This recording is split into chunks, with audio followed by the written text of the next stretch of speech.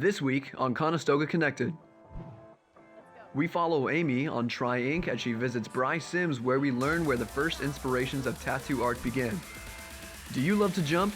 Sports Uncovered takes us to Sky Zone to teach us the safety tips you should know when getting involved in this leisure sport. Would you ever eat a scorpion? Join Zena and Sasha as they go extreme while visiting the Sugar King factory. All this and more on Conestoga Connected. Well, welcome back to Conestoga Connected. I'm Eric Hansen. And I'm Amy McGuire. We've got a great show for you today, and here we are in the F Wing of Conestoga College. Oh, wow. Oh, gee, Amy, this sure is fun. Oh, I bet it is. What is it now? Well, you just brought me back to a really traumatic trampoline injury, that's all. Oh, really? Oh, well, what a coincidence, because this week on Sports Uncovered, the team goes to Sky Zone in Kitchener to help prevent trampoline injuries. Let's check it out. Welcome to Sports Uncovered, where we talk about issues that are present in sports.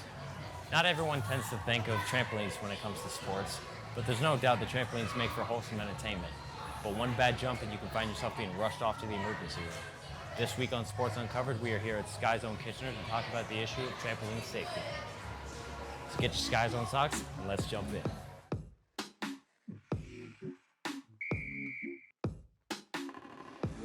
Sky Zone is a trampoline park located in Kitchener that offers lots of family-friendly activities, such as dodgeball, rock climbing, obstacle courses, and freestyle trampoline bouncing. For parents like Sandy Seegers, it's a great place to take the kids and let them get some energy out. I have an 11-year-old daughter. We usually come about 2 to 3 times a month to get out some extra energy. We find it a nice, safe environment and pretty easy to get into it. With the extra excitement, and they were quite busy, they had us in and ready to start jumping in less than 10 minutes, so it was great. With the increasing popularity of Sky Zone over the years, the trampolines may tend to get overcrowded with large quantities of people, which may or may not result in an injury or two. When an injury does take place, managers like Courtney Curson follow Sky Zone's procedures and precautions to make sure their guests get adequate assistance. We have an incident report that we need to fill out, so we put out their information, parents' information, what happened, where exactly in the park it happened. Depending where, we would close down the court. If it was a serious injury, we would send the jumpers to a different area, and we would attend to that jumper that potentially broke something. As long as tenants know to follow Sky Zone's rules and precautions accordingly, the fun won't stop and they'll always be sure to come back again in the future. Thanks for joining us on another episode of Sports Uncovered. Remember, if you make sure to follow all the regular trampoline rules and procedures accordingly, it'll help make your next experience at Sky Zone a slam dunk. For Conestoga Connected with Sports Uncovered, this is Zach Byrne signing off. Hey, Eric, what are you drawing there? Oh, I'm just doing some comic book art. This next level nostalgia segment really got me feeling the comics. Well, let's take a look, you nerd.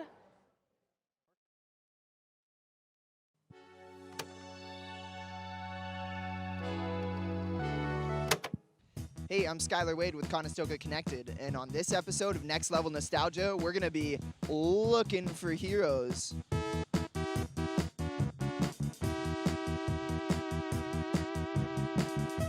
So we're here to talk comic books with the manager of Looking for Heroes, Jacob, and I'm just here to ask him a few general questions. What do you think the most iconic comic book is? Like one that may have changed the industry? Overall, I'd say the most iconic one would be Action Number 1 from 1938. First appearance of Superman, book's worth $4 million in mint shape. In the 80s and 90s, what were the comic books that were the top level ones that were kind of in direct competition with each other? I would say probably if you're going DC versus Marvel, I would say probably Batman was that was the top selling DC book, and it has been for a long time. With Marvel, they had their regular Amazing Spider-Man run, which was really popular because that was around the 300 run. So that was the Spider-Man Black Suit, McFarlane writing that one. So that was really popular. But you also had a lot of X-Men titles coming out from Marvel. So in classic Next Level Nostalgia fashion, we have some trivia for you. And our special guest this time around is our resident comic book expert, Eric Hansen, who wrote the Batman comic series, The Killing Joke. That was Alan Moore. You are correct. What is the real hair color of the mainstream comic book version of Daredevil? Blonde. Correct answer. What is the name of the first Robin from the Batman comics? That is Dick Grayson, and he grows up to be Nightwing, which is debatably more badass than Batman. That's a bold statement right there. Well, it looks like you beat us. You win the challenge. Well, that's it for our special comic book episode. Thanks to Looking for Heroes for letting us mess around, and back to your regular scheduled programming. Hey, Eric, look at what I got. Oh, cool, you got a lollipop. Oh, wait, is that a scorpion? Yeah. What? I bet you thieved that from Xena and Sasha, didn't you? Well, this week on Eat the Extreme, they go to the Sugar King factory and try scorpion lollipops and other bugs.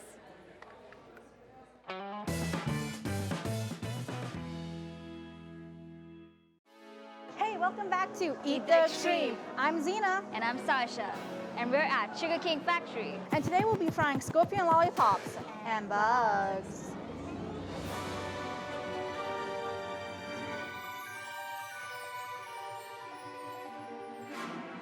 Okay, so can you tell me a bit about the Sugar King Factory as a store? You can actually find like international stuff, which is actually from United States, most of them. Can you tell me a bit about the scorpion lollipops? Like, why did you guys decide to sell scorpion lollipops? Actually, everybody gets attracted towards those candies. As soon as they see, oh, this is something interesting, they just come into the store, and that attracts the kids. Do you ever try the scorpion candy and the bugs and the worms? No, they look real. They're real candy. Would you try it? No. I'm a sales associate. And have you ever had the scorpion lollipops before? I haven't. You haven't? Would you have it? I would try it, but I haven't got around to trying it yet. Okay, it's time for the main event. I have a question. Are you excited? Are you nervous? Are you scared? How you feeling? Scary. Sour cream and onion. Okay, I'm gonna close. Okay, 3, 2, 1. Okay, that tastes good. What? Okay, if you close your eyes and taste it, it's all good. Don't think about it. Next is the worms, the Mexican spice.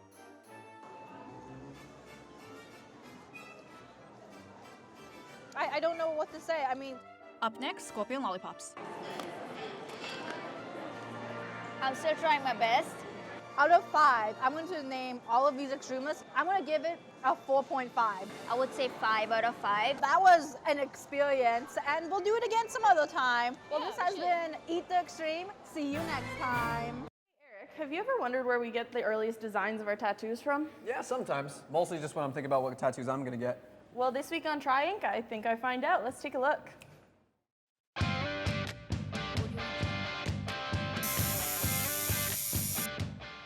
I'm here today at the Crawling Panther Tattoo, and I'm going to talk to Bry Sims about his style of tattooing.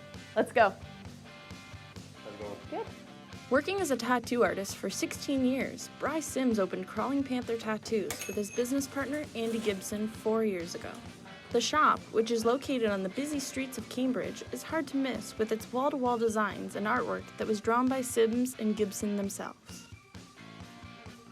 Sims has many inspirations to his work, like the drawings of Sailor Jerry. I do a lot of traditional American style tattoos, bright colorful stuff, but also black and gray variations of that. And then also do a lot of Japanese style tattoos, which kind of has the same elements to it with bold outlines and bright colors. Is there a tattoo that you've done that you remember that's very memorable for you, that is one of your favorites that you've done? Back pieces are always really special, especially when they get finished. A lot of people, it takes them a long time to finish a back piece. It requires a lot of sessions. I just finished one on Saturday of a large phoenix. That was a really cool project, and it got done pretty quickly. I think we started in May and did probably 6 or 7 sessions on it to finish it up, yeah. Thomas Katona has been going to Crawling Panther Tattoos for years after finding out about the business from his brother. With tattoos over the majority of his body, most of them are drawn and tattooed by Sims. How many tattoos do you have by him? Oh, I have no idea. I don't know, upwards of 30 probably, something like that. Why do you keep coming back to him? Well, because Bry's a great artist. I love the stuff he does, the traditional old school stuff that he's been doing on me now for like 7 years. And just a big fan, and we've been friends for a long time. If you want to see more of Bry's work, you can check him out on Instagram at Bry Sims. Thanks for joining us this week on Try Ink. Amy, did you know that some rappers don't even identify with hip-hop as their main genre? Really? Yeah, actually this week on Wrap It Up, Morgan caught up with Waveson as he uses metal and alternative rock as inspiration for his music. Let's check it out. What's up? Welcome back to Wrap It Up. I'll be your host, Morgan. I'm here with Waveson, aka Darko, aka Wavy Seal.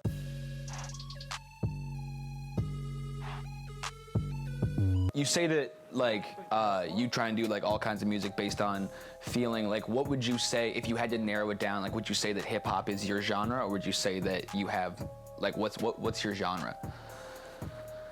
If you had to pick one. I don't really know. I don't like to define myself either, and a lot of my friends say like, this is your style, and I'm always like, I don't have a style.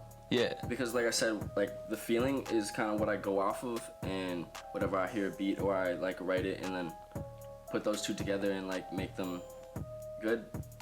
And Yeah. Yeah. Yeah, absolutely.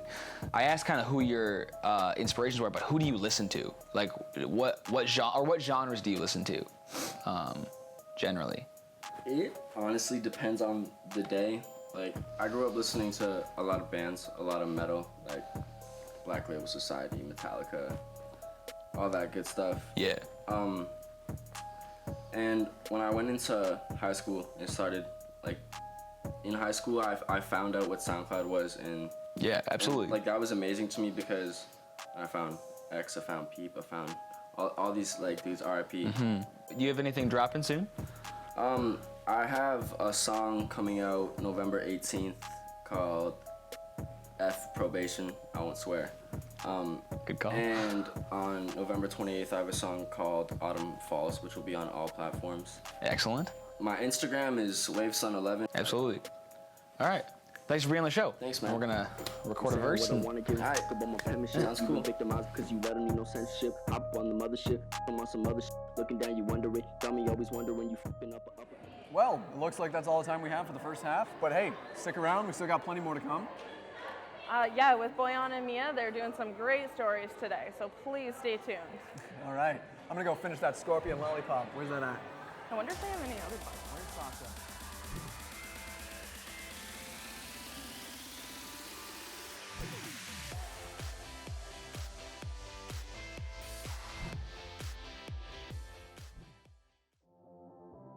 Next up on Conestoga Connected. Boyan and Joel get their axes kicked when they try their luck at Bat Axe. Alongside Meg and Atco, Through the Lens tested their latest finding at night. And the fellas from Press Play reached Toronto to meet a Twitch streamer. All here on Conestoga Connected.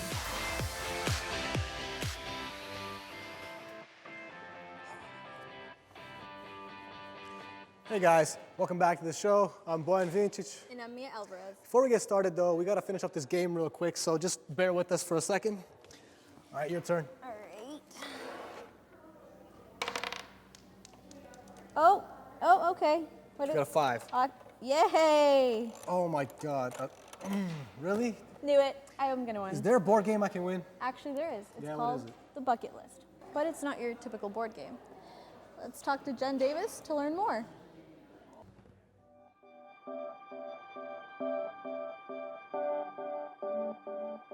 Moret Collectives, a social organization, opened the doors of the Kasserie in downtown Kitchener, a public space that runs social events such as the Bucket List. In today's busy and hectic world, we often don't take a step back and think about what's really important to us. Expression coach Jen Davis hosts the Bucket List. So I started Exit Matters about 4 or 5 years ago, and I started because I created a game as a way of answering the question of how do we start these conversations that we know we need to start, but they're hard. So in the bucket list, you're completing your bucket list as you go. There's a dice, there's playing pieces, and there's cards. And really the cards are the heart of the game. That's what guides the conversation. The first is the choice card.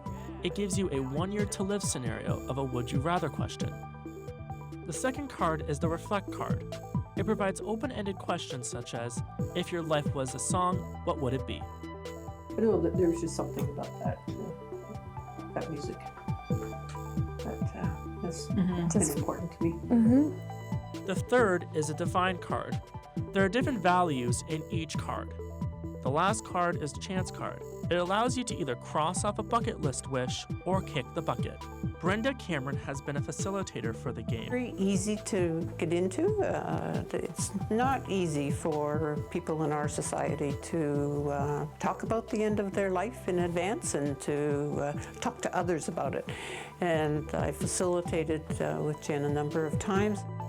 Jen Davis sends us off with a few last words. It's fun. You end up learning about each other, you end up learning about yourself, and in the process you have a really important conversation that I think we all should be having. For more info, visit www.playingwithsparks.com.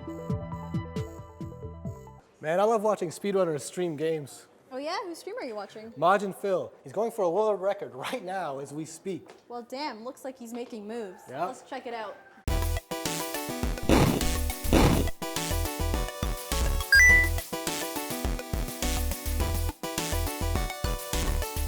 Philip Levy is an online personality that streams his content on the platform Twitch TV. So it wasn't something I intended to do, obviously, like it kind of just happened.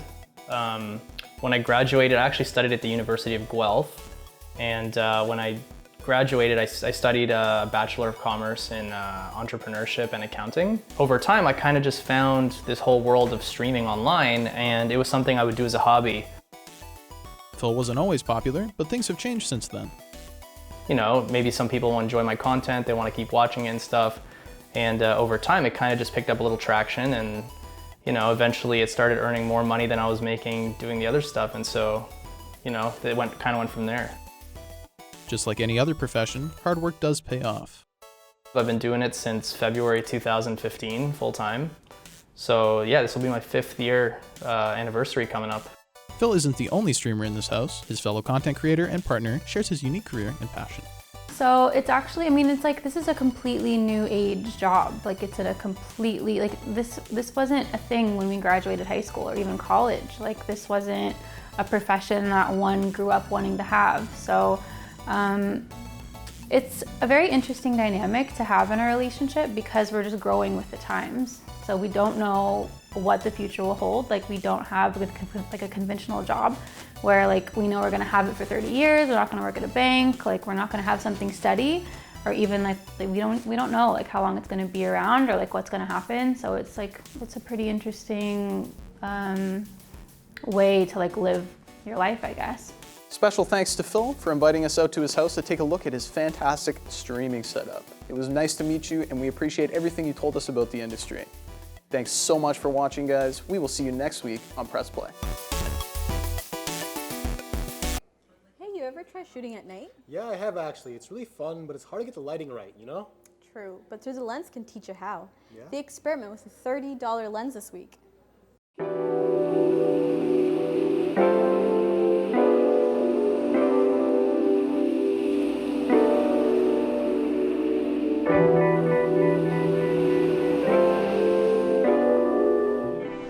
Hi, I'm Travis Silver, and tonight, in this snowy night in Cambridge, we have the Tokina 70-150mm f4.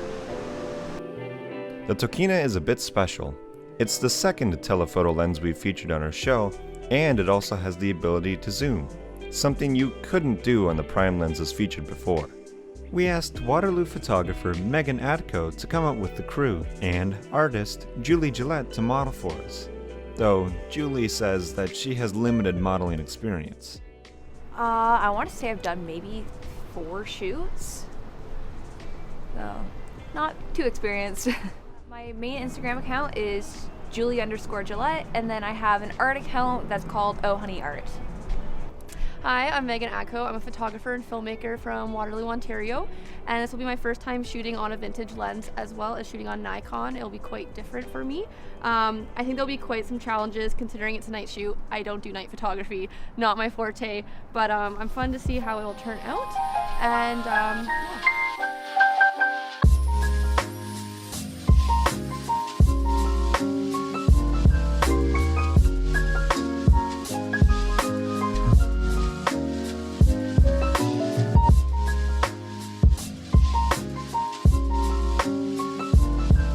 It wasn't too terrible considering I hate night photography. I definitely thought it'd be worse. Having the lights definitely helped. I think the hardest part was keeping it in manual focus, considering you pull in and out for the zoom and then turn left or right to change the focus. So sometimes when I was pulling in or out, I would also change the focus on it, which was kind of frustrating. But overall, not as terrible as I thought.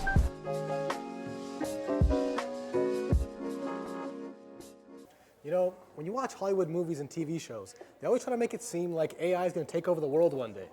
Yeah, but the students in the engineering program are working to create robotics that will help save the planet. The guys from Tech Talk went to Cambridge to find out how the machines work.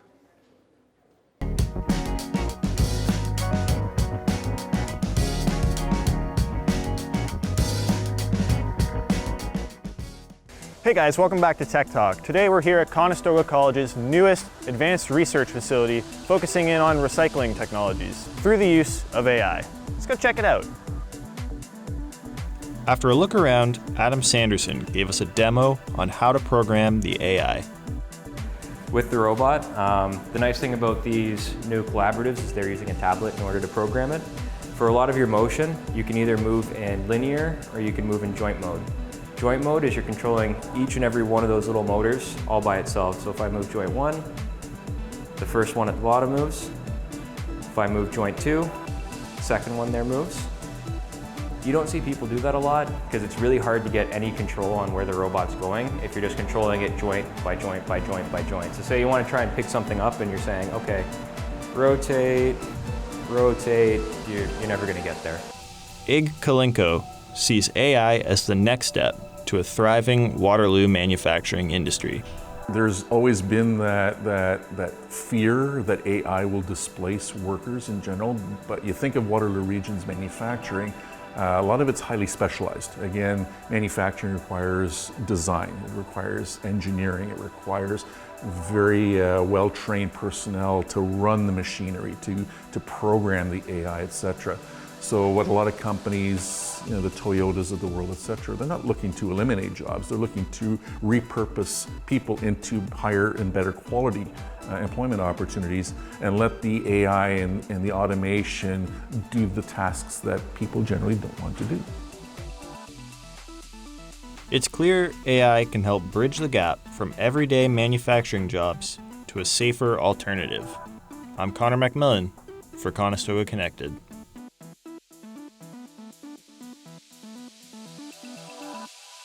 Hey Mia, can I ask you a question? Did you just make a pun? Yeah, because we went to Bad Axe Throwing in Waterloo for a painting game. That's right, they went to Bad Axe. Yeah, okay, she didn't like that pun, but check out the segment. It's good.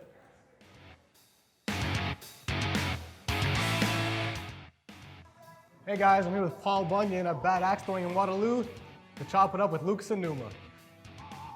Yeah.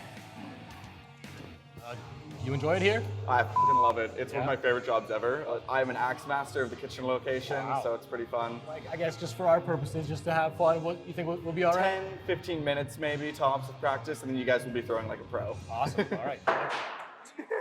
When you're throwing an axe, biggest thing that you want to remember is just to be comfortable. A lot of people will like put themselves in a position that doesn't really look that comfortable, and that's going to be bad for your body. The way around the world works is you have to sink your 1 before you're allowed to get your 2. Then you get your 2, then you have to go for your 3. After you get your 3, then you go for 4, and then boom. Hell yeah. Oh, all right, 1-0. It's not looking good. Let's go! 2. Let's go! Oh, hell yeah, 4. Why? Soft? Is that 2? Coming back. Okay. I'm coming back. Oh. We're moving over because I broke it. Son of a Let's go! Best lumberjack win. Hell yeah. It's me because I have a beard and you don't. Jesus. Oh, yes! No! It was in it. Joey. Oh! Is that it? That's in. That's in. Let's go! Yeah, we decided on Lego. So the punishment, he's going to step on them barefoot because he lost finally. Ow! How's that? Well, I lost. First official solo loss. I'm so happy. Episode 5, I guess, will be tiebreaker. Yes, sir. I'm not losing. Whatever we're doing, I'm not losing. Well, you don't want to miss it. You don't want to miss it. That is true. Bye.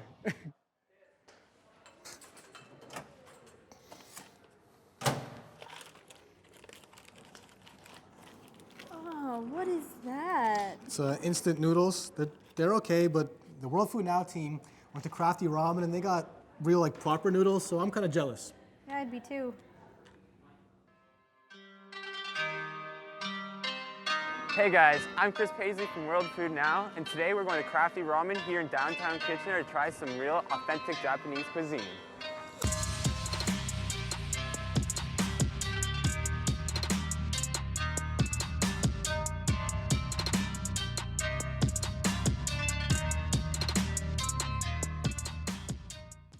Jared is a chef and owner of Crafty Ramen. Although not Japanese himself, his wife is.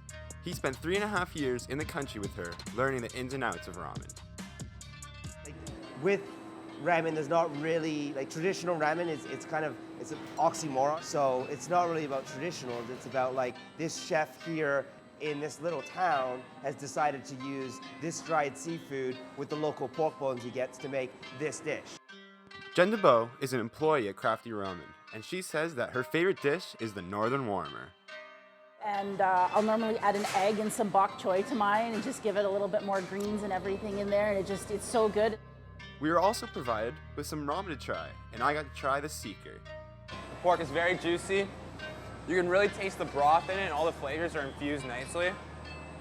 You kind of get a little bit of the ginger actually on the pork, which gives it a little bit of a kick.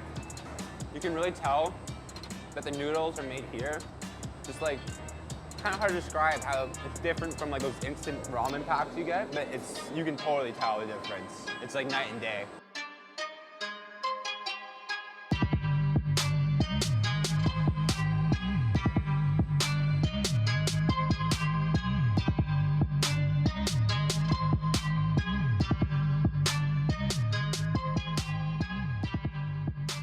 Crafty Ramen is at 276 King Street West, Unit 5. Don't be fooled, the entrance is actually around the corner on Water Street North.